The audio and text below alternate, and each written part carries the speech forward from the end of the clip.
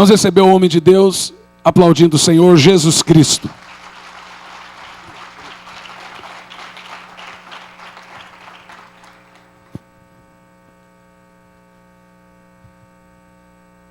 Vamos abrir o santo livro em Neemias, capítulo 1. Neemias, capítulo 1, verso 1, diz assim: as palavras de Neemias, filho de Racalias. Sucedeu no mês de Quisleu, no ano 20º, estando eu em Suzã, a fortaleza, que veio Hanani, um dos meus irmãos, ele e alguns de Judá, e perguntei-lhes pelos judeus que escaparam e que restaram do cativeiro e acerca de Jerusalém. Verso 3: e disseram-me: os restantes que não foram levados para o cativeiro, lá na província, estão em grande miséria e desprezo, e o muro de Jerusalém fendido, e as suas portas queimadas a fogo. Sucedeu que, ouvindo eu essas palavras, assentei-me e chorei, e lamentei-me por alguns dias. Estive jejuando e orando perante o Deus dos céus. Capítulo 2, verso 17. Neemias 2, 17. Então lhes disse: bem vedes vós a miséria em que estamos, que Jerusalém está assolada, e que as suas portas têm sido queimadas. Vinde, pois, e reedifiquemos o muro de Jerusalém, e não estejamos mais em opróbrio. Vamos fechar os olhos e orar mais uma vez. Pai, eu te exalto, Deus, por mais esse dia, Senhor. Bendito seja o teu nome, que faz esse sol brilhar, que dá ar aos seres viventes, para que respirem e vivam. Obrigado porque as suas misericórdias se renovaram sobre as nossas vidas essa manhã, e nós não fomos consumidos na tua ira. Obrigado por ter demonstrado tão grande amor, enviando o seu Filho morrer por nós, sendo nós ainda pecadores. Obrigado porque até aqui o Senhor tem nos ajudado. Se nós estamos de pé até hoje, Senhor, é porque o Senhor tem estado conosco, sendo amoroso, misericordioso, justo. Pai, ajuda-nos e seremos ajudados nessa manhã. Há uma urgente necessidade de graça. Despeja dessa graça, manifesta essa graça gloriosa em nosso meio, Senhor. Oh Deus, tem sido difícil, Senhor, lidar com tantos reveses e oposição, mas a tua palavra, o nosso baluarte, diz, Senhor: uns confiam em carros, outros em cavalos, mas nós faremos menção do nome do Senhor. Uns se encurvam e caem, mas nós nos levantamos, estamos de pé. Que o Senhor obtenha glória através desse sermão, que o teu reino avance e que a sua vontade, somente ela, seja feita. Em nome de Jesus, amém. Vamos ouvir a voz de Deus essa noite. A palavra diz: aquele que tem ouvidos, ouça que o Espírito diz às igrejas. É muito bom estar aqui com vocês, podendo discutir dessas coisas, reforma e avivamento, e eu acredito que esses temas são extremamente, por demais, oportunos, dado a nossa presente realidade, que é realmente constrangedora. Mas é muito bom nós termos, independente de conseguirmos chegar nesse alvo, que é de fato ter um avivamento, uma reforma, nós podemos ter conosco irmãos interessados por isso, irmãos que querem gritar e dizer: não está nada bem com a igreja brasileira, irmãos que estão inconformados com o estado caótico que se encontram alguns ministérios, pessoas que estão interessadas sim pela santificação da igreja, pela salvação de pecadores, e pessoas que ainda têm zelo pela glória de Deus, que não estão preocupadas em fundar grandes impérios, estabelecer grandes ministérios, mas pessoas que estão interessadas em fazer o reino de Deus avançar. de levar salvação até pessoas, povos perdidos, que têm uma bandeira e querem carregá-la, que é a bandeira do Evangelho de Cristo. Pessoas que não almejam altos galardões na terra, mas que desejam um lugar no coração de Deus. Pessoas que caminham rumo a Canaã, ao céu. Pessoas como o apóstolo Paulo que dizia: por isso não desfalecemos, porque ainda que nosso homem interior se corrompa, o nosso homem exterior se corrompa, o nosso interior se renova dia a dia, porque a nossa leve e momentânea tribulação produz para nós um peso de glória muito excelente, não atentando nós para as coisas que se veem, mas para as que não se veem, porque as coisas que se veem são temporais, passageiras, e as coisas que não se veem são eternas. Como disse Jonathan Edwards: ó Deus, grave a eternidade nos meus olhos. Que a nossa oração seja essa, meu irmão. Eu oro tanto, eu almejo tanto ver uma geração de cristão como a dos cristãos primitivos. Eu não estou dizendo de feitos prodigiosos, ou riquezas, ou nomes. Eu estou dizendo de devoção. Eu estou dizendo de corações inflamados pelo Criador. Quando eu olho na história da igreja e vejo a era dos mártires, quando eu vejo Nero incendiando as cidades, colocando postes com cristãos cheios de piche, acendendo os seus jardins, eles iam para os coliseus, eles iam para as arenas, eram mastigados por leões, mas eles morriam cantando, eles morriam adorando e louvando a Deus. Nós precisamos disso. A história também diz que Nero às vezes ia ver a carnificina, o morticínio que causava aquilo, e se divertia, aquele protótipo do anticristo. Quando ele descia para ver os pedaços dos corpos que os leões tinham deixado, ele notava algo estranho, chutando ali, mexendo nos corpos, ele via que todos morriam com um semblante feliz, e ele não conseguia entender o que é aquilo.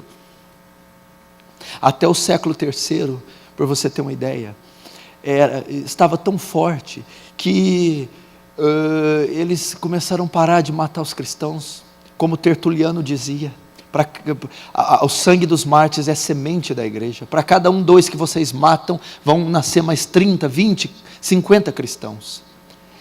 Tinham dias, por você ter uma ideia, que aquele espetáculo estava armado, e aqueles crentes todos aglomerados nos coliseus, e quando eles soltavam os leões ferozes, eles começavam a cantar e cantar, e algumas das vezes os leões eram intimidados e não conseguiam atacar, e as pessoas da plateia começaram a ficar tão impactadas, de vendo, ora eles morrendo cantando, ora os leões se inibindo, que eles estavam começando a se converter. Os imperadores chegaram à conclusão que matá-los não era a melhor maneira de destruir o cristianismo.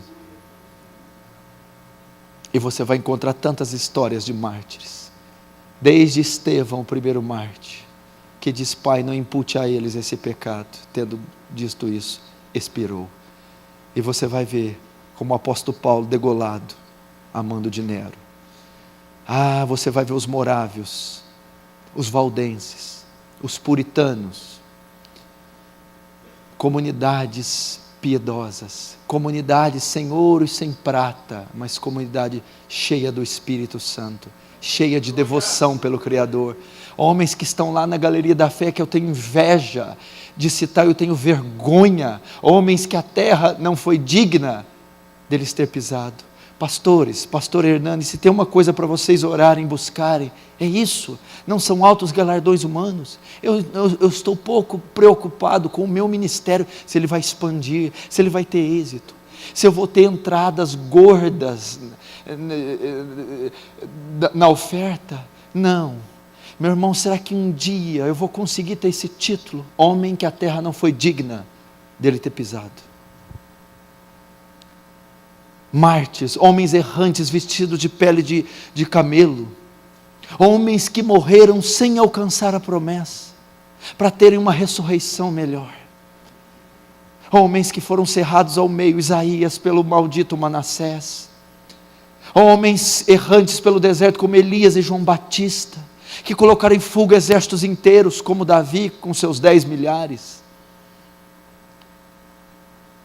que apagaram a força do fogo.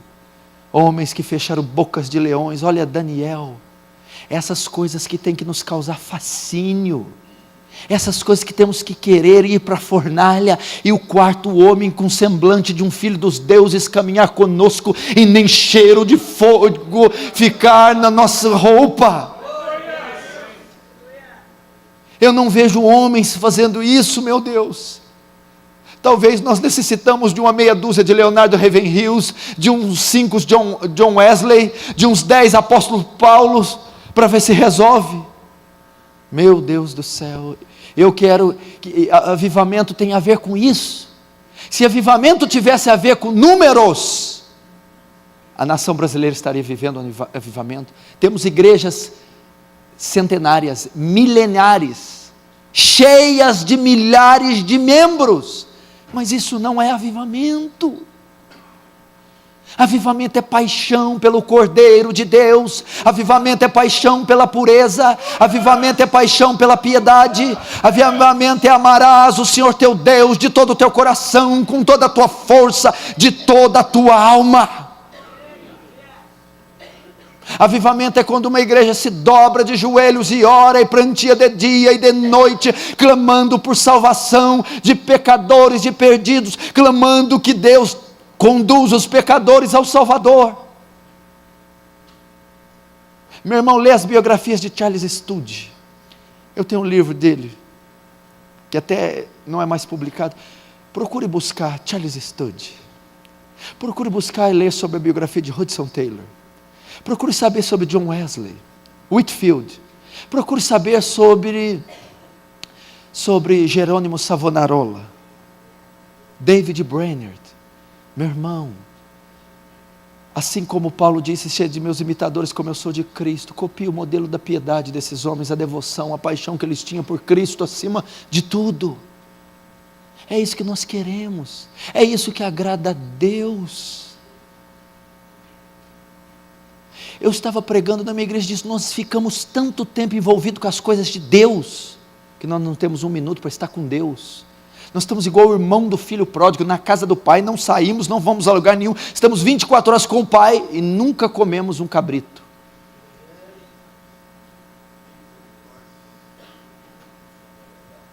O ministério seu com Deus deve ser maior que o seu ministério com a igreja. Aprenda isso.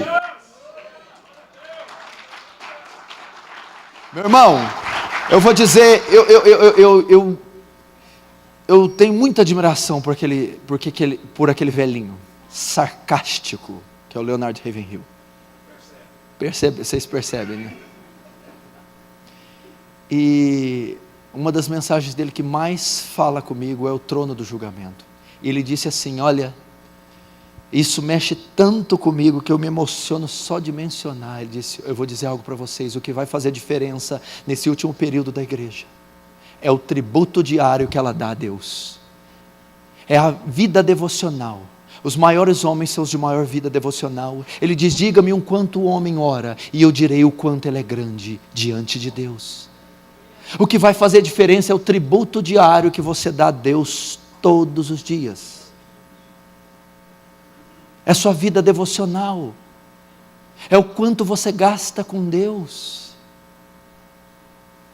Esse homem um dia entrou na sala e tinha um irmão orando. Ele, quando viu o irmão orando, ele voltou de costas, e perguntaram, por que você fez isso? Não se pode virar as costas para a realeza. Ele considerava a oração algo sagrado. E nós precisamos resgatar isso, essa paixão, esse amor por Deus, esse amor pelas almas, esse amor pelo santo livro, pelo Evangelho. A vida de piedade, a devoção ardente por Yahvé. Ah, como a igreja precisa experimentar, não esse falso fogo, esse fogo estranho, esse entusiasmo carnal frenético, não essa teologia especulativa que não leva nada a lugar nenhum.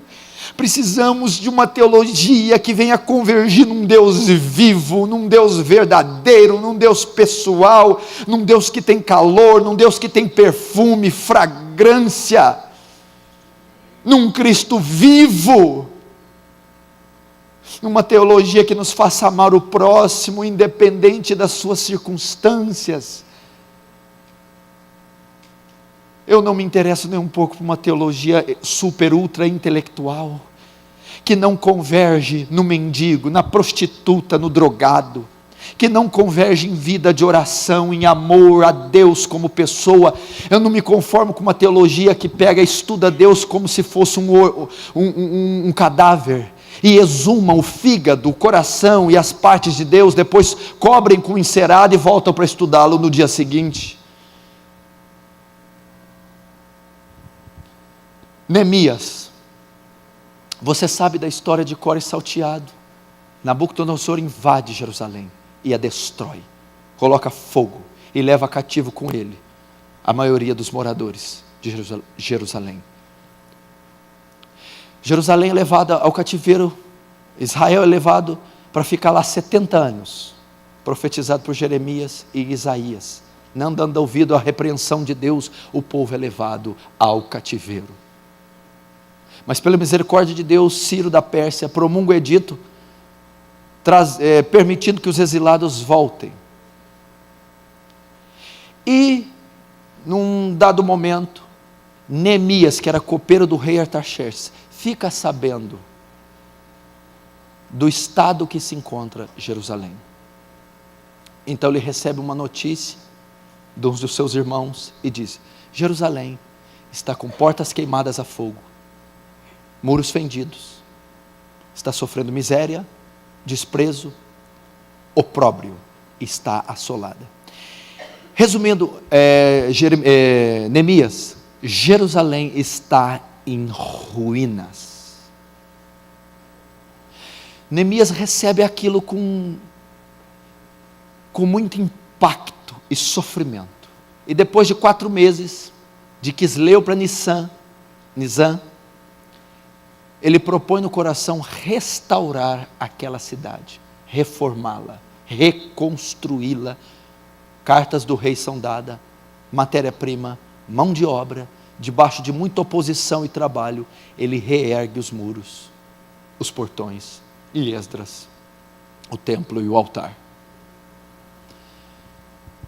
O que eu quero trazer aqui para nós? Para haver avivamento, é necessário haver uma reforma. Ou eles ocorrem talvez simultaneamente, porque eu acredito que uma reforma já é um avivamento. E nós necessitamos urgentemente acordar para a necessidade da igreja brasileira e a necessidade nossa mesmo pessoal, do nosso cristianismo. Examine-se, pois, a si mesmo, ou examine-se, pois, o homem, para ver se está na fé. É muito fácil nós criticarmos essas igrejolas. Presta atenção, quando você coloca como padrão esse tipo de igreja, e quando você faz uma comparação, você está nivelando por baixo. A sua justiça não pode ser comparada pela injustiça da igreja universal. Isso não tem cabimento. É a mesma coisa que comparar o cristianismo com o espiritismo. Então você não se julga bem, porque há falsos profetas e falsos pastores. O seu padrão são as escrituras. O seu padrão e a sua base é a palavra de Deus. Então você não se julga bem porque o outro está mal. Detectar que Edir Macedo, R. Soares, Valdemir Santiago, Estevão Hernandes, René Terranova são falsos profetas, são hereges, não te faz também salvo nem justo diante de Deus. Cuidado com isso. E nós estamos caracterizando, ou nós estamos definindo o nosso cristianismo aceitável porque o deles é reprovado. Está completamente errado. Isso está completamente errado. Talvez muda-se o rótulo, a doutrina é diferente da nossa, mas o conteúdo é frieza, gelidez, apostasia, pecado. Agora, quando somos confrontados pela luz da palavra, pelo espelho da palavra, a coisa muda. Volte-se para as escrituras para saber como você está. Faça um autoexame baseado nas escrituras, no que a Bíblia diz ao seu respeito, como marido, pai, pastor, obreiro. E outra coisa também, é muito fácil hoje também, né, criticar os falsos profetas, é bater em tonto, em morto, é Mefibosete, cão morto. Todo mundo sabe que esse povo está errado, até os próprios membros sabem que algo está ocorrendo de forma errada com eles. Mas há muito falso profeta sutil, há muitas pequenas congregações e ministérios de louvor, de adoração, ministérios apostólicos, etc., que têm o mesmo teor herético, só que são mais sutis. Meu irmão, para matar você eu não preciso de meio copo de veneno dentro da água. Uma gota de veneno no copo é suficiente para matar. Isso é muito perigoso. Nós estamos pautando o nosso cristianismo, a nossa justiça baseada na injustiça do outro. Tem que ser a retidão das Escrituras. Jerusalém estava em ruínas. É o estado que nós encontramos, a capital da adoração aqui, capital da paz, capital do culto a Deus, onde o templo foi estabelecido. E ele estava, Neemias, depois que fica sabendo, viaja até Jerusalém para ver, e ele vê que era até impossível trafegar com cavalos naquele lugar, porque estava em ruínas, em escombros, serpentes e escorpiões por toda parte, pó, ruínas. Assim tem se encontrado o estado de alguns ministérios da igreja. Elas têm estado em ruínas, ela tem despencado, ela tem ido à bancarrota. Temos assistido à derrocada, à queda do que podemos chamar de igreja contemporânea. Nabucodonosor vem do norte e dá com ímpeto, como os amalequitas deram com Ziclag, e a destrói. Satanás tem pegado pesado nos últimos 30 anos e combatido de forma violenta o povo de Deus. Tem disseminado engano, falsa doutrina, relativismo, humanismo, pluralismo, secularismo. Tem tolerado o pecado, divórcio, pedofilia, homossexualismo, a ordenação de ministros homossexuais, a ordenação de obreiros homossexuais, a permissão do segundo casamento, do divórcio por parte da liderança. Tem se tolerado bebida, tem se tolerado distorções teológicas, e isso tem arruinado, tem descaracterizado a igreja, que não tem permanecido na sã doutrina, e a tem destruído. Satanás é o principal interessado pela queda da igreja, pela corrupção da igreja, pela diluição da igreja, e semelhante aos dias de Neemias, a igreja tem estado em ruínas, tem estado debaixo de escombros, com alguns sobreviventes, que são remanescentes, que não se dobra a Baal, mas que está respirando por aparelhos, que está caminhando com muito custo, no meio de uma multidão de bodes, sendo devoradas e tosadas por lobos, porque a igreja de Cristo sempre permanecerá, mas ela está sofrendo, está vivendo com dificuldade, no meio dessa imensidão de pecado.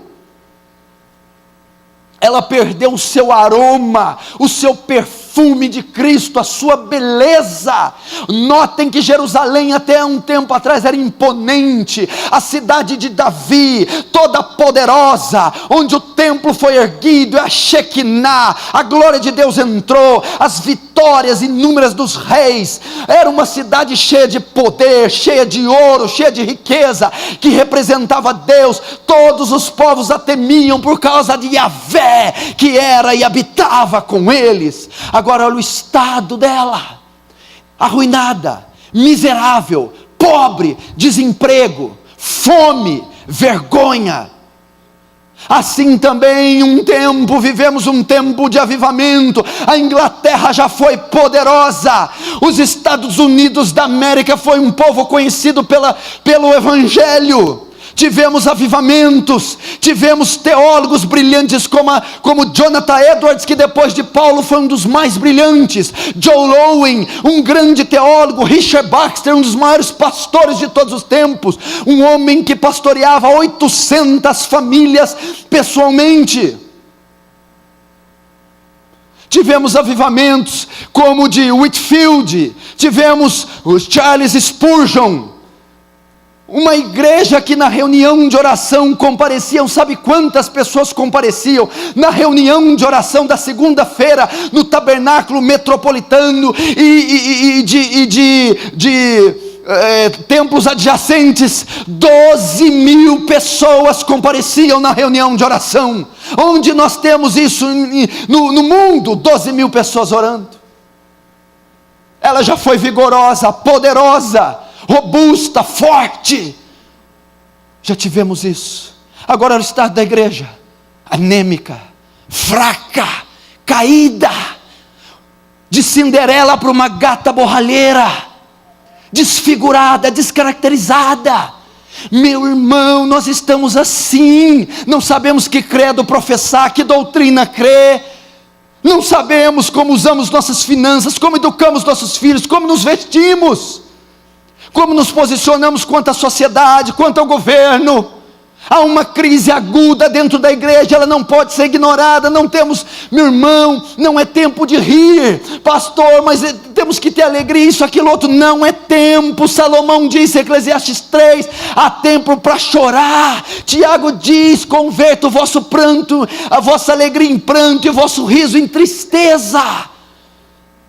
Não é tempo de riso, não é tempo de alegria, não é tempo de festa. Estamos vivendo uma crise. Talvez você esteja congregado num bom lugar, é pastoreado por um bom pastor, tem uma doutrina séria, mas existem milhões que não ouvem e talvez nunca ouviram o que vocês ouvem. Milhões que comem do engano, bebem da iniquidade, milhões que são apacentados não por homens de Deus, mas por lobos devoradores.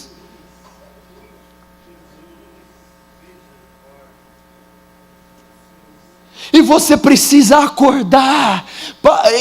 E Embaldes diz que Deus não unge métodos, Deus unge homens. É com você que Ele vai contar. Ele diz, a quem enviarei? Quem há de ir por mim? É o estado da igreja. Ruínas.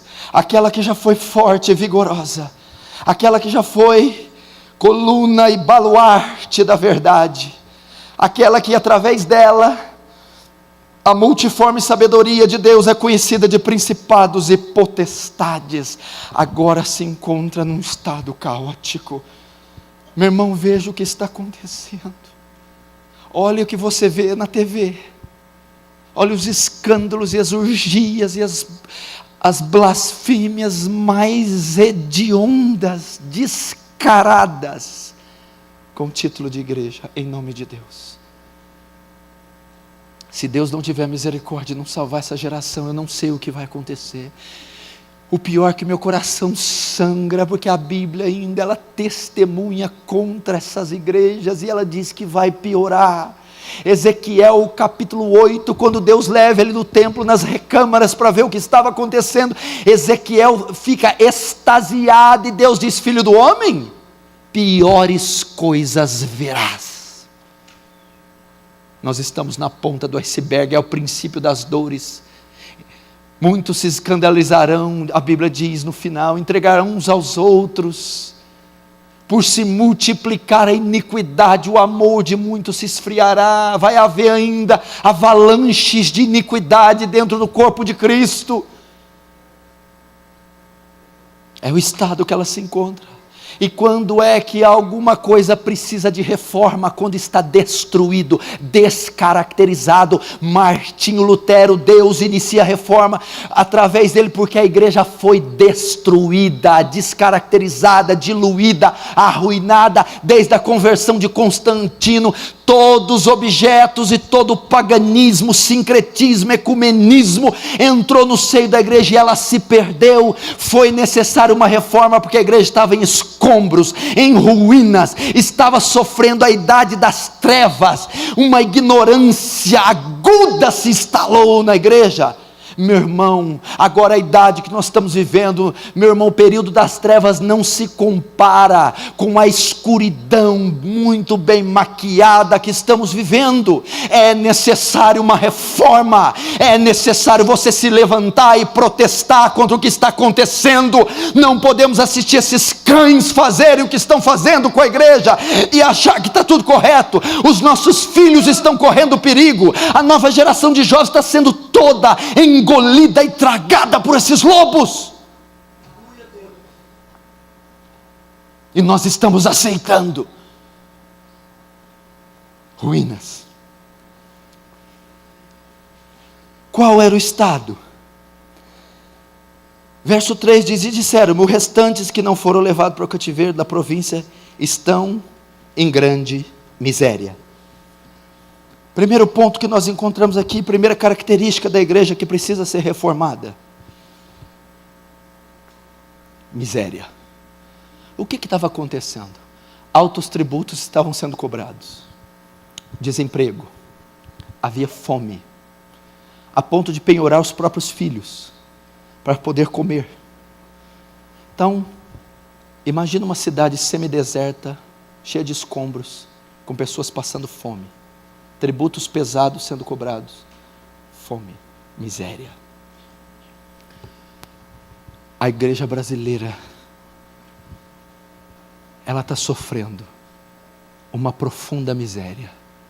Meu irmão, não há pão nos púlpitos, não há comida nas igrejas, falta pão.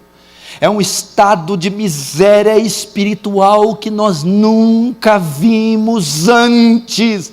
As ovelhas entram secas e saem vazias, cultos que são preenchidos com vento, não há conteúdo no sermão, não há teor, não há levedura no sermão. Bem profetizou Amós: eis que vem dias que enviarei fome não de pão, sede não de água, mas de ouvir a minha palavra. Será que essa profecia tem cabalmente se cumprido nos nossos dias? A igreja brasileira tem se tornado uma igreja miserável espiritualmente. Ela não consegue alimentar a ovelha, não consegue suprir a necessidade espiritual da ovelha. Não há força de Deus nesses cultos, não há unção de Deus nesses púlpitos, não há, meu irmão, o Espírito de Deus movendo, convencendo do pecado, da justiça e do juízo, quebrantando pecadores, quebrando as rótulas deles e os pondo de joelho, clamando por misericórdia. São cultos frios, burocráticos, triunfalistas. Nós não vamos sobreviver no dia mau com essa comida. Quando chegar o dia mau, quando chegar a tribulação, a perseguição, quando a tentação se tornar mais intensa, nós vamos sucumbir, porque o estado é miserável. Miséria. Miséria.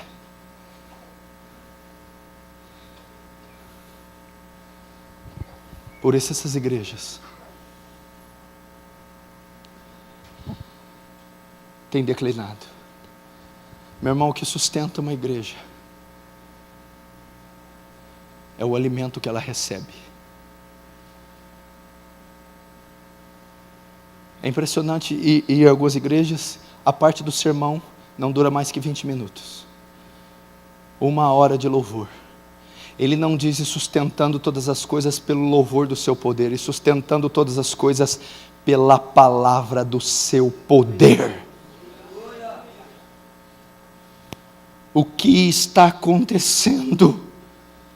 Essa é uma das causas. E quando a pregação ela é distorcida, ela é híbrida, ela é fraca, uma interpretação barata da graça de Deus, uma exegese, aplicar o meu tema no texto, ao invés de extrair do texto o tema,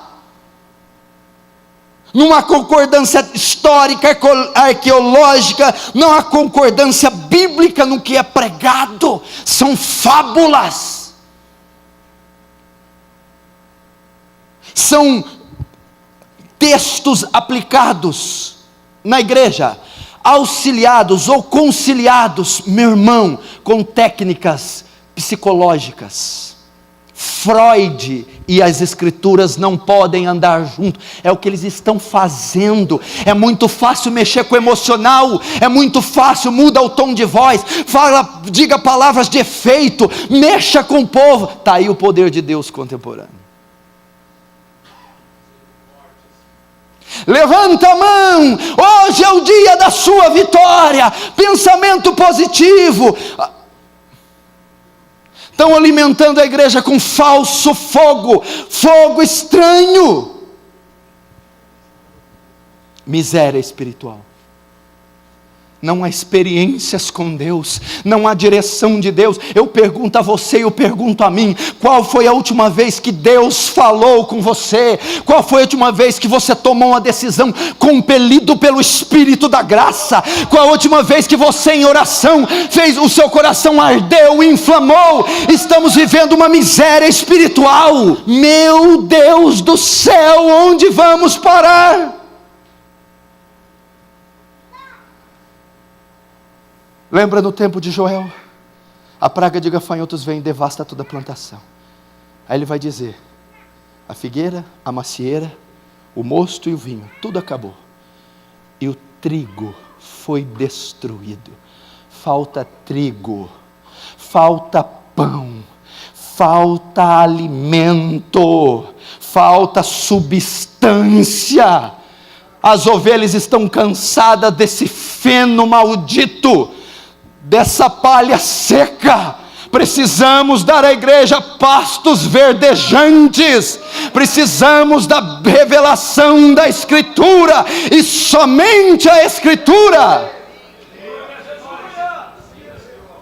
Precisamos voltar a crer no poder do Espírito Santo.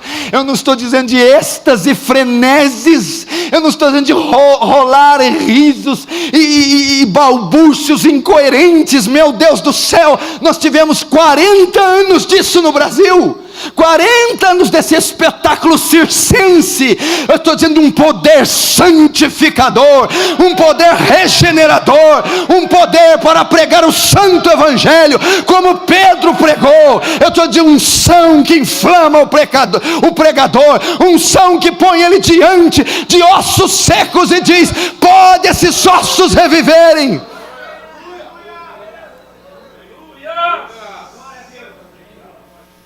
Poder no nosso evangelismo. O nosso evangelismo é seco.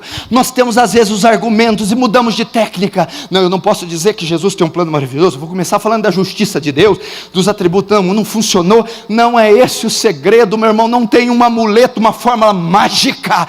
Meu irmão, você deve evangelizar, se inflamado por Deus, deve ter a teologia correta, deve evangelizar biblicamente. Mas se você for seco e vazio, você voltará humilhado.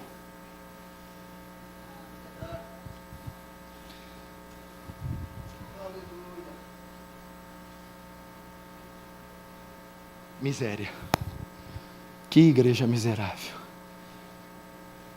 Quantos congressos já fui, conferências, quantas pregações e grupos de louvor que me deixam deprimido, mais vazio do que eu já estou, mais doente e enfermo. Não me diga que isso é Yahvé quando não é. Não me diga que é Espírito Santo quando não é. O que a igreja está respirando hoje, sabe o que é? São respingos da misericórdia apenas, para ela não ser consumida e destruída. Porque Deus tem uma aliança com ela eterna. Mas ela não está experimentando a vida em abundância, nem a plenitude do Espírito Santo. Ela está sofrendo miséria. Segundo, muros fendidos. Então havia uma miséria por conta da política e da economia. E os muros, aquela imponência de muro, eram quilômetros de muro que cercavam a cidade. Muros altamente espessos, que faziam de Jerusalém uma cidade imponente e quase indestrutível. Sabe o que aconteceu? O ataque de Nabucodonosor foi tão fulminante, que ele comprometeu o muro, e causou fendas, buracos no muro, brechas, fendas, destruiu parte do muro, parte caiu, parte se fendeu. E o que ocorria? Havia como Jerusalém ser saqueada, quando os saqueadores, espoliadores,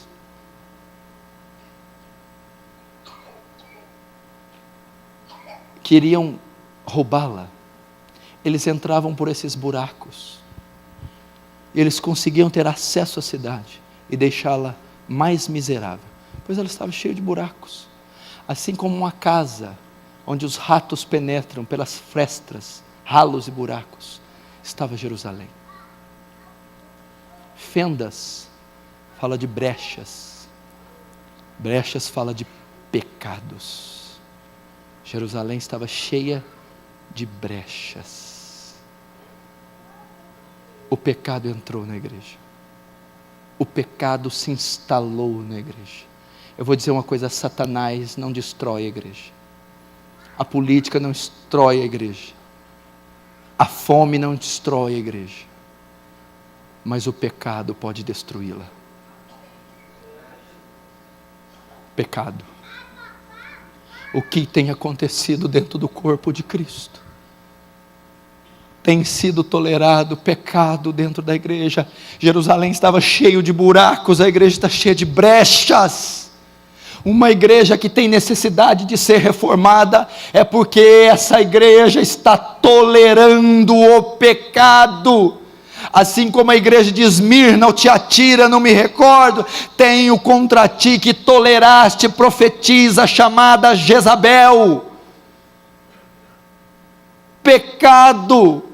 Igrejas que são gordas, ricas e abastadas, mas igrejas mornas, igrejas que estão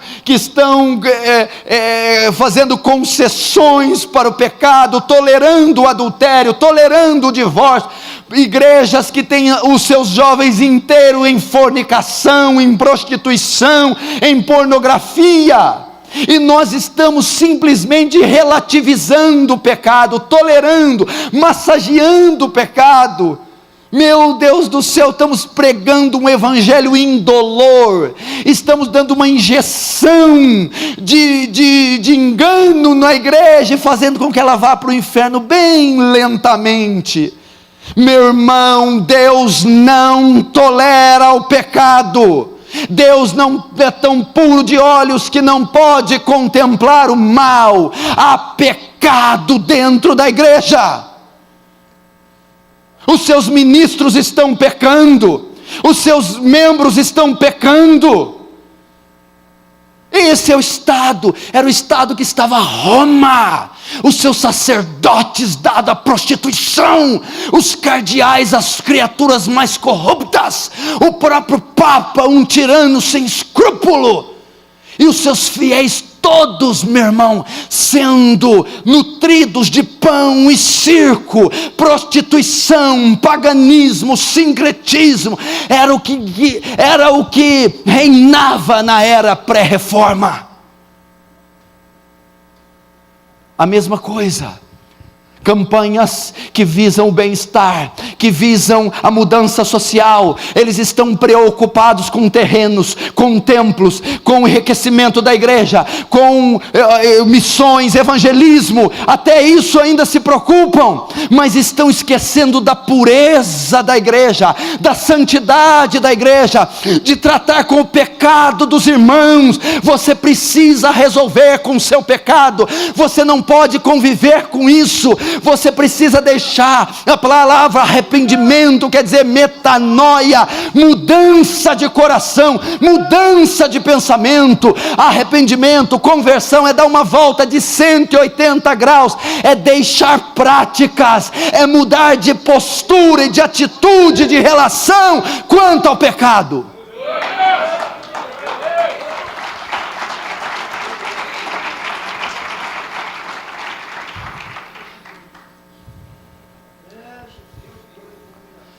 Pecados.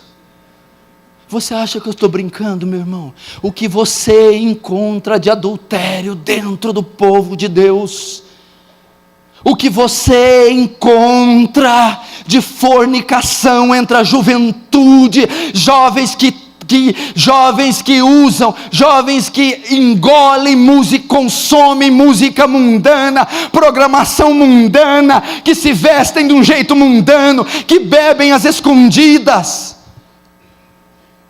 Pecado. Homens que estão totalmente entregues à pornografia. Deus diz em Malaquias: então vereis outra vez a diferença do que serve e não serve a Deus, do justo e do ímpio. Será que Deus, quando olha dos altos céus, Ele vê alguma diferença? Numa empresa tem um cristão e não cristãos, há uma diferença. Na sala de aula, cristão e não cristãos, há diferença.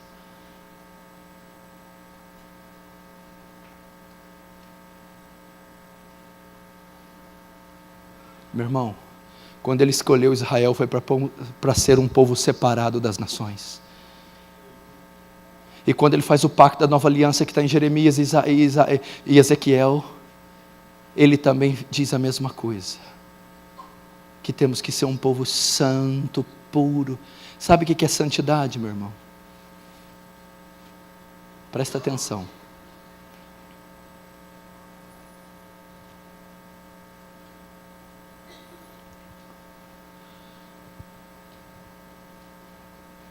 Deus diz assim na carta de Pedro: sede santos porque o Senhor sou santo.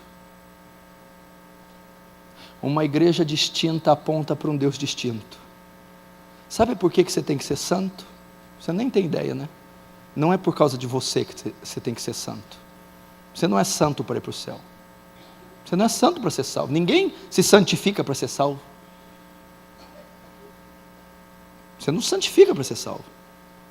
Você santifica porque é salvo. Um ímpio não pode se santificar. Só o salvo, que já é salvo, se santifica. Então qual é o propósito da santificação? Pai nosso que estás no céu, santificado seja o teu nome. Você já parou para pensar o que significa essa oração? Santificado seja o teu nome. Quer dizer, eu tenho que fazer Deus ser mais santo. Isso é impossível. Eu tenho que trabalhar para Deus ser santificado. Então eu tenho que orar para Deus ficar mais santo. Santificado seja o teu nome. Não, claro que não é isso. Viveis de modo a minha santidade ser conhecida na terra através de vocês. Vocês viram ontem o pedacinho que eu preguei sobre a santidade de Deus. Santificado seja o meu nome significa: manifestem a minha santidade na terra através do vosso viver. Agora, o que é santidade? Uma das maiores características: distinto. O que é distinto? Diferente, incomum. Deus é distinto de tudo que existe. Você tem que ser uma pessoa distinta, diferente da massa. Você não é conhecido pela orgia, pelo pecado, pela avareza, pelas roupas imundanas que veste. Você é conhecido porque é distinto no seu falar, é distinto com as suas finanças, é distinto como pai, é distinto na escola, é diferente. Você tem a mente de Cristo. Você está crescendo em santificação. Que é isso? Crescendo à imagem de Jesus, crescendo, meu irmão, aos atributos morais de Deus. É isso que tem que ser marca da igreja. Saí do meio deles e não toquei nada impuro, diz o Senhor. E não é isso que está acontecendo. Olha como nos vestimos, olha o que ouvimos, olha os lugares que frequentamos, olha as nossas amizades, olha o seu Facebook. O que distingue você? O que distingue você do mundano, do ímpio, daquele que não professa fé no Salvador, daquele que não tem a mente transformada, daquele que não foi regenerado, nascido de novo? Meu Deus do céu, nós somos peregrinos e forasteiros, não somos daqui, não somos dessa terra, somos cidadãos dos céus. Não nos vestimos como eles, não nos alimentamos da mesma comida, não frequentamos os mesmos lugares, não temos as mesmas ideias, estamos aqui só de passagem, peregrinando rumo à eternidade. Você já viu um forasteiro? Se chegar uma pessoa aqui da Holanda, com os tamancos de madeira, com a roupa característica dos campos, falando aquele idioma, comendo uma comida toda diferente, falando, aquela pessoa é estranha, né? Olha como ela fala diferente de todos nós, o idioma dela é diferente. Olha como ela se veste, uma roupa totalmente incomum, distinta da nossa. Olha a comida que ela come, olha o que ela estuda, o que ela lê, a cultura toda diferente. Por quê? Forasteira. O que ela está fazendo? Está peregrinando para o Brasil, logo volta para a terra dela. O ímpio tem que olhar para você e dizer, olha como ele se veste, é diferente de mim. Olha o que ele fala, o idioma, a verbalização dele é diferente da minha. Olha os costumes dele, é diferente. Da onde é essa criatura? É da Bahia, é de São Paulo, é do norte, é do sul? Não, é do céu. É de Cristo, lavada, remida e comprada pelo sangue de Jesus. Você tem o Espírito de Deus, o fruto do Espírito: longanimidade, benignidade, mansidão, domínio próprio, alegria, amor e paz. Fruto de um salvo. É assim que vamos vencer pecado. Terceiro, portas queimadas a fogo. Portas queimadas a fogo. Os portões, eu estudei a medida esses dias, mas se eu não me engano, eles tinham 8 metros de altura. Alguma coisa assim para você entender, eu esqueci os números. Era 32 metros de comprimento, e 13 de altura, e 60 centímetros de espessura. Você imagina quantas toneladas não pesava. Então era um portão imenso de 32 metros. Um dos portões, o portão central. 60 da madeira, cedro do Líbano. Estava queimado. Estava solto do lugar. O que aqueles portões representavam? Quando os exércitos inimigos vinham atacar Jerusalém, aquele portão central impedia eles de entrarem. Então aquele portão oferecia resistência contra o inimigo. Jerusalém se tornava impenetrável. Com o saque de Nabucodonosor, ele queima aqueles portões, queima os batentes, tira do lugar. Jerusalém está toda desguarnecida. Qualquer inimigo que vier pode adentrar portas adentro, porque ela não oferece mais resistência ao inimigo.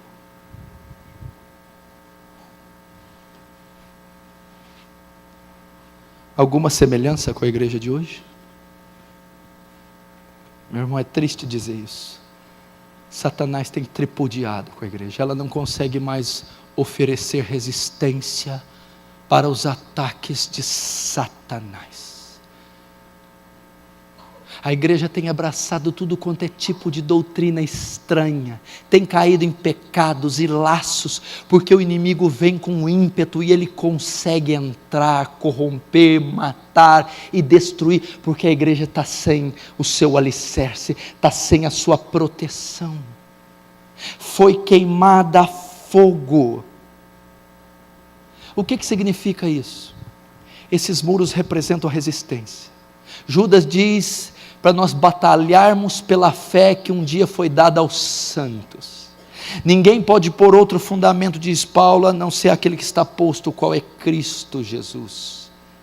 A nossa teologia é muito fraca, a nossa doutrina é muito fraca, não temos veia teológica, não temos conteúdo bíblico, não temos alicerce, embasamento. Então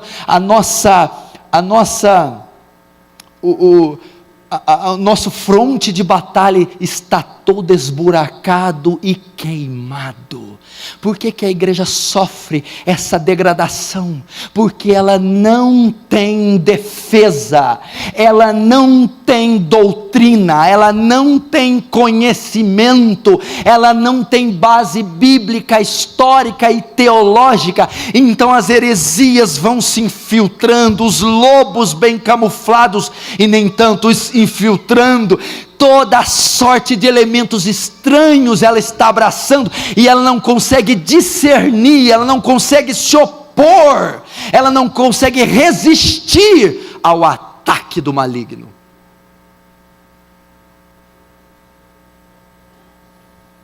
Isso pode ser trazido tanto para a igreja no geral, como individual.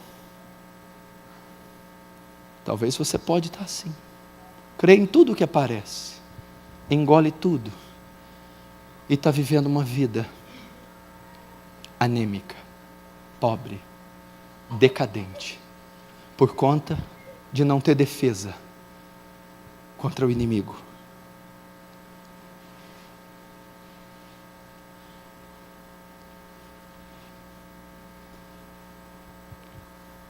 Se você notar, se você pegar o período ali 90 depois de Cristo, João preso na ilha de Patmos, escreve o Apocalipse, mas antes disso ele escreve as epístolas de 1 João, 2 e 3.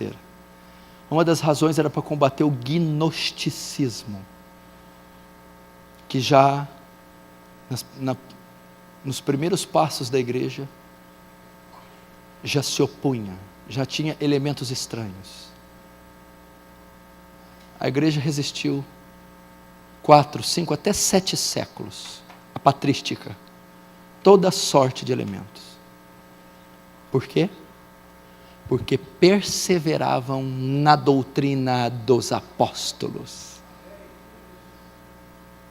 Quando Paulo escreve a obra-prima, a carta magna aos Romanos, se você notar no verso 11, fala que esses crentes abundavam. Quer ver? Vamos ler Romanos 1:11, que eu acho uma coisa linda. Romanos 1:11. Porque desejo ver-vos, para vos comunicar algum dom espiritual, a fim de que sejais confortados. Glória a Deus.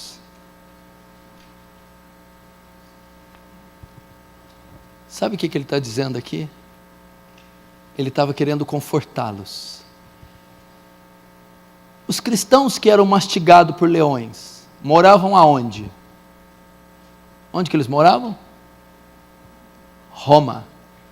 Os cristãos que morriam no Coliseu, moravam aonde? Os cristãos que eram acendidos com cera quente no jardim de Nero, moravam aonde? Como que esse povo não negava a Deus? Eram lançados nos leões, eram queimados, eram mortos por cães, eles não negavam. Sabe qual que era a comida deles? A epístola aos Romanos, A base doutrinária deles era tão poderosa, era tão forte, que eles não recuavam, não negavam a Deus. Então Satanás vinha, e eles tinham muros, eles tinham resistência, portões. Satanás não conseguia pegá-los. As heresias vinham, não conseguiam penetrar, porque tinha fundamento, tinha doutrina. Esse é o estado da igreja. Ela não oferece resistência aos lobos, resistência às heresias, resistência a Satanás, porque ela não tem doutrina, não tem fundamento, não é saturada das escrituras. Assim você, se não oferecer resistência, se não voltar para o alicerce da palavra, estudar doutrina, se não firmar bem os seus credos, você será uma presa fácil para o inimigo.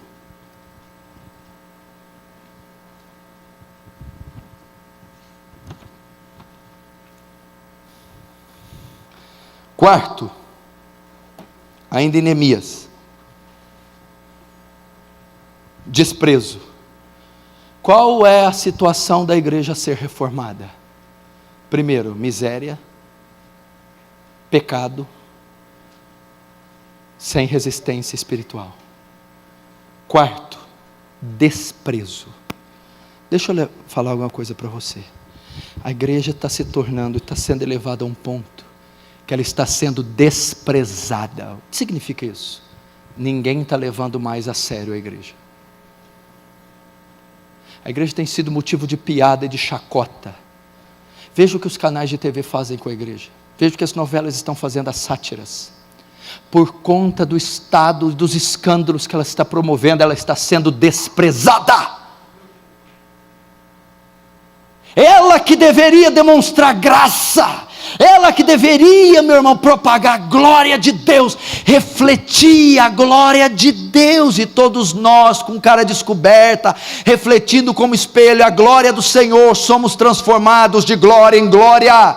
Nós devemos refletir a glória de Deus nessa terra. O ímpio tem que olhar para a igreja e ver o poder de Deus. O ímpio tem que olhar para você e ver a glória de Deus na sua face, como Israel via na face de Moisés.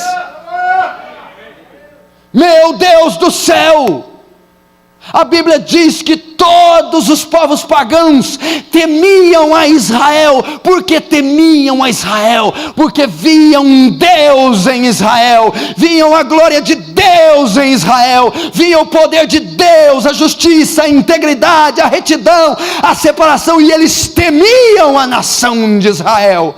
Hoje não, ninguém teme a igreja, ela é motivo de chacota, de escândalos, ela é uma igreja desprezada, sem valor, sem força, sem integridade. Ela precisa passar por uma reforma, ela precisa voltar a ter os seus valores morais, teológicos, espirituais. Ela não pode mais ser desprezada, e o sentido que eu digo de desprezo, não é o desprezo por causa da justiça que o ímpio sempre terá, é o desprezo de não ser uma entidade séria, de não ser um organismo sério, de não ser uma instituição correta, justa, honesta. Antigamente se tinha medo de cristão, antigamente se tinha respeito de crente, antigamente se tinha reverência, mesmo pelos ímpios e pagãos, católicos e espíritas, eles respeitavam, eles diziam: nós não concordamos, esse povo é radical, fanático, mas eles são diferentes, eles são sérios. Se tinha temor. Olha o que a igreja está se tornando. Quinto, vergonha. Não estejamos mais em vergonha, diz no 2,17. Opróbrio. Meu irmão, eu vou definir esse ponto assim. É humilhante o que nós estamos vendo. Leonard Ravenhill diz assim, ele dizendo: eu tenho vergonha de fazer parte da igreja moderna, porque é uma vergonha para um Deus santo.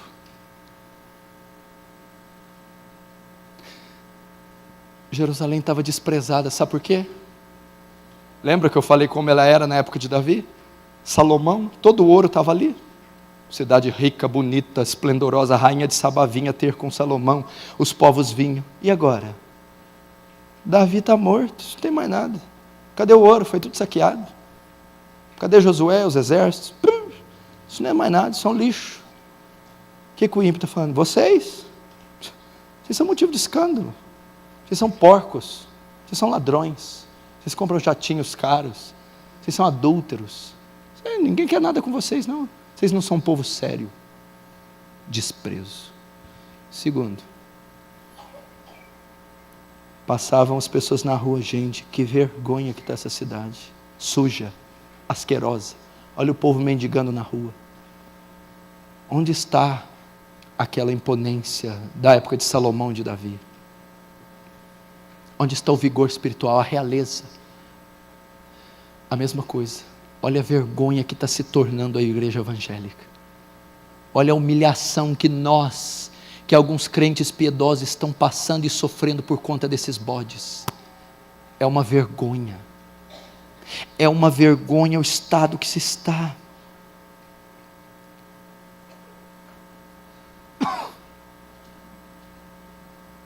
É vergonhoso o estado que está a igreja. Ela precisa de uma reforma, porque Paulo diz, por vossa causa o meu nome é blasfemado entre os gentios. Por causa da igreja o nome de Deus está sendo envergonhado, o nome de Deus está sendo blasfemado, por causa da vergonha da igreja. É uma humilhação o que nós estamos sofrendo, é uma vergonha. Isso deveria mexer conosco, ver esse estado depreciativo que nos encontramos, é uma vergonha. É uma vergonha ser pastor hoje. Para você ter uma ideia, tem um gerente do Banco do Brasil na minha igreja. O ano passado, o líder geral do Banco do Brasil disse, a partir de hoje é proibido aprovar carta de crédito para qualquer pastor, porque eles não pagam. Eu que tenho acesso a empresários, eles dizem, o maior número dos inadimplentes, caloteiros, é cristãos evangélicos. Isso é uma vergonha. Isso é uma vergonha. Tem muitas empresas ímpias, presta atenção, que não contratam funcionários evangélicos. Eu conheci o dono de uma padaria no Rio Grande do Sul, e todas as funcionárias que ele tinha na padaria eram evangélicas. Ele não estava entendendo porque aquela padaria não prosperava, não tinha lucros. Ele instalou câmeras, e ele viu que todas as funcionárias evangélicas cristãs roubavam. Então ele despediu todas elas e colocou funcionárias ímpias, espíritas, católicas. A padaria nunca foi tão boa como ela é.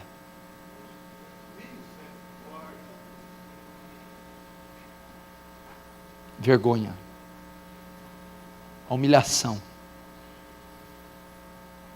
Uma loja de bijuteria, o dono era cristão, da igreja. Todas as funcionárias, uma loja de bijuteria muito grande, eram cristãs, cantavam no louvor e ajudavam como obreiras na igreja. A mesma coisa ocorreu com ele, só que ele também pertencia à mesma igreja que essas meninas. Não estava vendo lucro, estava sumindo peças, ele estava achando estranho, colocou câmeras. Ele viu que todas as funcionárias roubavam bijuterias. Só que ele não fez como outro, não. Ele ficou tão impactado, ele entrou num estado de choque, que ele fechou a loja e se mudou de cidade. Eu nunca mais entro na mesma igreja que essas mulheres. Eis aí o povo de Deus da igreja moderna. Os bodes que se chamam de ovelha. Assim estava Jerusalém, espoliada, saqueada, em estado de desprezo, miséria e vergonha. A igreja brasileira evangélica é uma vergonha para um Deus santo. Esses pastores contemporâneos são uma vergonha. Esses grupos de louvores modernistas contemporâneos são uma vergonha para um Deus santo. E eu não estou dizendo da igreja pura, santa, separada, que há nos confins de todo o território nacional, guardada por Jesus. Eu estou dizendo dessa comunidade de bodes, liderada pelos seus lobos. São escândalos. Você liga os programas de TV, você fica com a cara corada, de ver a vergonha que esses homens nos submetem, ver o que eles fazem com o nome de Jesus. É uma vergonha. Fazem com que o ímpio satirize, blasfeme e não leve Deus a sério. Como nós podemos querer que os ímpios levem Deus a sério, se nem mesmo nós levamos?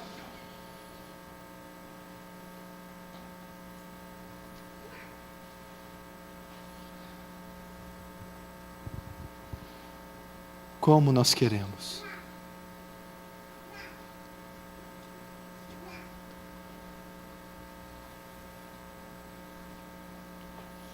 Esse era o estado de Jerusalém.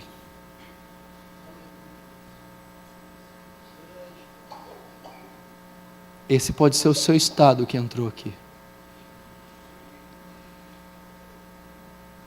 Esse é o estado da maioria das igrejas dessa nação e do mundo. Você vai na Europa agora e você encontra lá o que eles chamam de dead church, igrejas mortas. Um país que era fundamentado no Evangelho, é um país pós-cristão. Você encontra cultos nas igrejas uma vez por mês com 30, 40 membros. Estão mortas e destruídas. Você pega os Estados Unidos da América, as igrejas se toleram de tudo. São igrejas relativistas, pluralistas. E você vê aqui no Brasil a explosão que tem, o crescimento, são das seitas neopentecostais. Desses movimentos carismáticos, sem doutrina e palavra, sem nada. Isso não é a igreja de Cristo. E você nota no território nacional as igrejas reformadas, ortodoxas, tradicionais, frias, mortas, não tem vida de oração, não tem alegria, não tem entusiasmo, não saem às ruas, não fazem vigílias, não são pessoas de oração, de jejuns, não tem paixão pela causa, pela obra, pelos pecadores, pelos perdidos, pelos pobres, os famintos, os escamizados, não tem paixão pelo Criador, é apenas uma ortodoxia correta, uma teologia correta, mas morta, fria, fraca. Precisamos de uma reforma. Precisamos de uma reforma para que haja um avivamento. Precisamos nos levantar e orar a Deus e chorar até que essa reforma aconteça por intermédio do Espírito Santo, pelo poder da palavra de Deus, que Deus levante os seus arautos, os seus ministros, os seus profetas, os seus mestres e doutores, e proclamem em alta voz, e proclamem o santo evangelho a essa nação.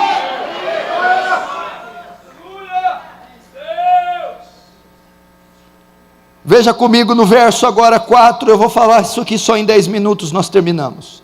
Verso 4, Neemias 1:4, e sucedeu que, ouvindo eu essas palavras, assentei-me, chorei e lamentei por alguns dias, estive jejuando e orando perante o Deus dos céus.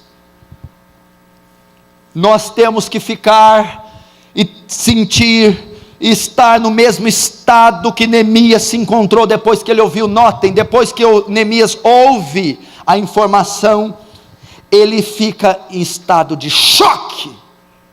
Você tem que ouvir, você tem que aprender e entender, e saber o estado que se encontra a igreja, e ao saber, você não pode seguir passivo, você tem que entrar num estado de choque. Se você é realmente um cristão, é impossível você ficar indiferente ao que está acontecendo com a igreja. A Bíblia diz que ao ouvir isso, e sucedeu que, ouvindo eu essas palavras, essa palavra no hebraico, ouvindo significa compreender, ouvir com atenção. Eu pergunto para você, você compreendeu o que está acontecendo na igreja? Você está entendendo o que eu estou aqui pregando a você? Ou você veio num clube social a passeio e não vê a hora de dar a hora do almoço e voltar para a tua casa, para voltar a ter aquela vidinha medíocre, enfadonha, entediante, sem entusiasmo e sem vida? Será que você está entendendo que os seus filhos e os seus descendentes correm risco de viver e conviver numa igreja apóstata e depois passar a eternidade no inferno? Será que vocês têm a noção de que nós prestaremos conta no dia do juízo pela negligência e omissão que nós tivemos quanto ao evangelho aprendido e não propagado? Neemias entendeu, compreendeu, assimilou, ouviu com atenção e ele ficou em choque. Eu estou dizendo, meu irmão, de heresias e blasfêmias descaradas, blasfêmias contra o Espírito Santo, orgias em nome de Jesus, é o que está acontecendo. E milhões indo ao inferno. Assentei-me, ouvindo essas palavras, assentei-me e chorei. Sabe o que quer dizer se assentei? Ele ficou tão impactado com a informação, que ele foi ter um momento de reflexão. Neemias ficou estupefato. O que está acontecendo? É você vir numa conferência e falar: olha pastor, eu sabia que estava feio, mas eu não imaginava que era tanto. Não é tanto, é pior do que você pensa. Não, eu achei que Deus era legal, que vai no fim dar tudo certo, pô, e aí vai, é só levantar o braço e adorar, meu irmão. Não é assim. Nós estamos falando de uma batalha espiritual contra o príncipe das trevas. Nós estamos falando que as suas almas são troféus, e o diabo quer a tua alma, o diabo quer a alma das pessoas, o diabo quer levá-las ao inferno. Será que você está fazendo uma reflexão? Como é que está a tua vida? Como é que está a tua igreja? Como está a tua vida de oração? Como está o teu casamento? Será que você vai continuar vivendo esse cristianismozinho medíocre? Meu Deus do céu, eu prefiro ir para o mundo, eu prefiro abandonar o meu ministério do que envergonhar aquele que verteu sangue por mim naquela cruz. Eu protesto contra esse cristianismo frívolo, ocioso, fraco. Eu protesto contra essa corrupção maldita. Eu protesto contra aqueles que vituperam o nome do Salvador. Eu protesto com essa vida cristã fria, seca, morta, mundana, relativista. Isso não é evangelho, isso não é igreja, isso não é cristianismo.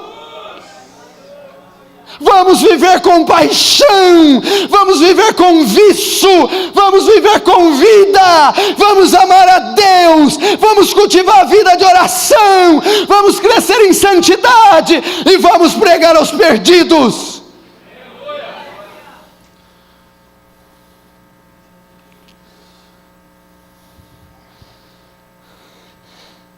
Assentei-me e chorei. Oh, quantos Neemias talvez nós precisaríamos. Chorei.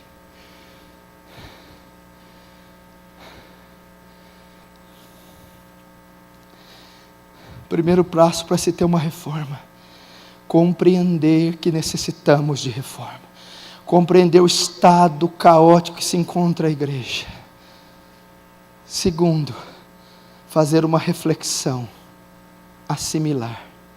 Terceiro, choro. Martinho Lutero não foi lá colar as teses sem que antes chorasse semanas no seu quarto. Jesus não promoveu a reforma naquela cruz sem que chorasse no Getsemane. Quebrantamento. Quebrantamento. Quebrantamento. Quebrantamento. Nós estamos precisando ser batizados na angústia. Quebrantamento. Tem que haver choro, igreja. Você precisa chorar pela perdição. Os profetas choravam, os homens e mulheres de Deus choravam. Você precisa chorar pelo pecado. A Bíblia diz aqui: chorei e lamentei por alguns dias, estive jejuando e orando perante o Deus dos céus. Sabe o que foi isso aqui? Choraram, lamentaram, oraram e jejuaram.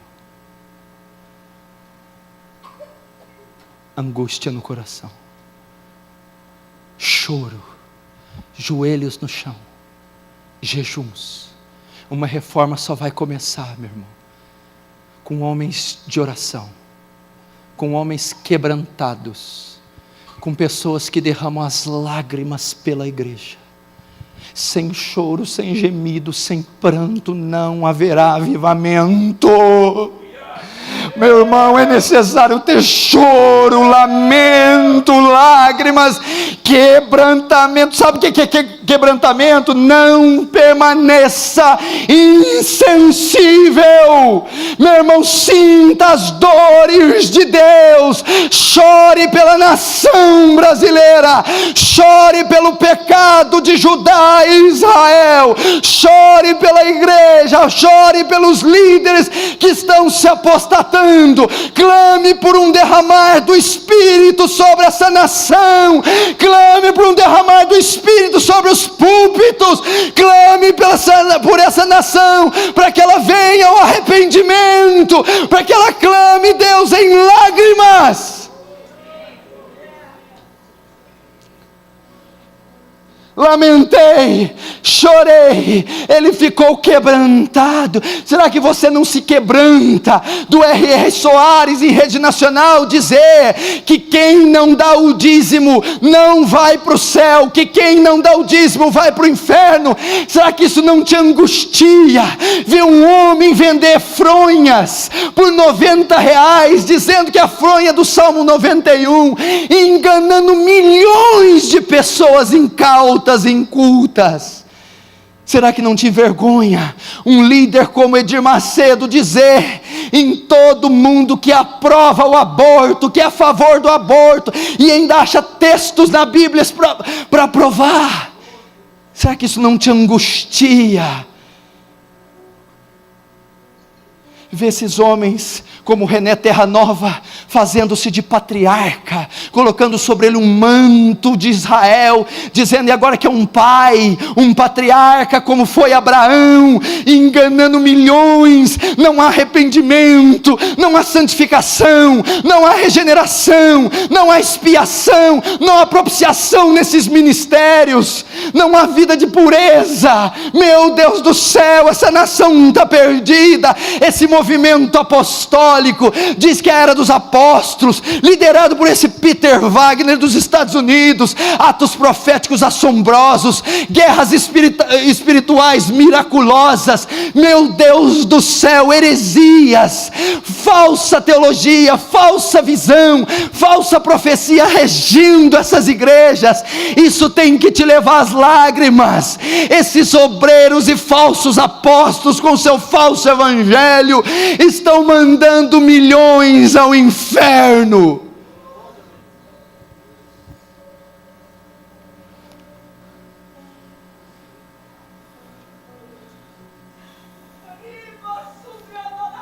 Vamos chorar, meus irmãos, por favor. Vamos chorar. É o que nós estamos precisando, meu irmão. Lamentei, chorei e orei ao Deus dos céus.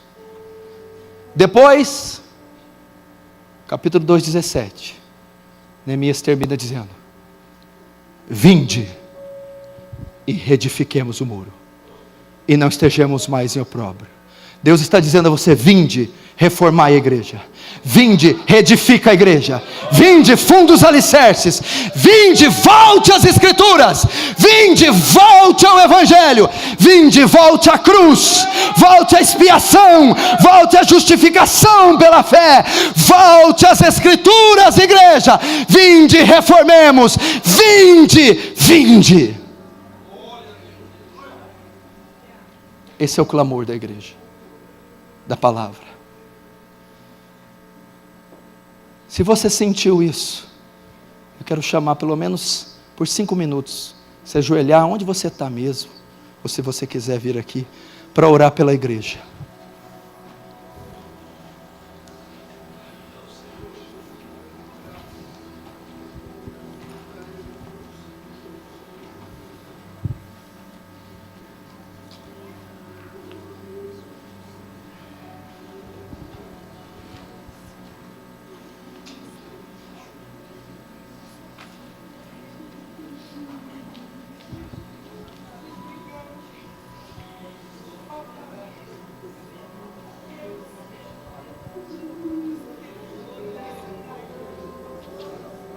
Alguém pode chamar o pastor Hernani para mim?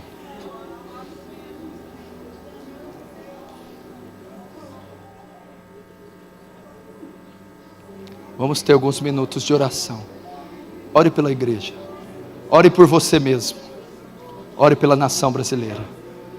Para Deus não fazer do seu jeito, mas do jeito de Deus, da maneira de Deus.